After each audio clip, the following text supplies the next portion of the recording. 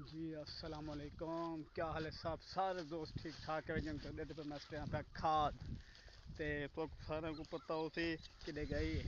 ते देते पे मेरा यूट्यूब चैनल मैं हाँ थोड़ा अपना दूसरे मलिक ते मैं इसने पे खाद देखना क्यों दस रहे देखो। वाह भाई वाह बैल चीज कोले मेरे ना पे असल मैं कहीं खाद कह नहीं पाती ना। ते अज जे ना पहली दफ़ा उन्होंने आके भी खाद तू पा जा ते क्योंकि बंदा हाई कहना खाद पावन वाला ते मैं आख्या चल अज मैं खुद चा पेना खाद ते हूँ थोड़े सामने मैं पेना पाया खाद मैं थोड़ा अपना दसन मिले चलो इसी थोड़े इतने पे मैं खाद पे पेना मैं खाद किमें पे पेना देख लो सारे दोस्त आसे पासे ले दे दिन भी पता नहीं कैमरा चाहिए अल्लाह खैर करे ते तुस सारे दे पे मैं किमें पे आई बने ना असल पता क्या गाल है जेड़े देखने वाले दे दिन ना वो आते न भाई ये शायद पता नहीं ये बाहर आए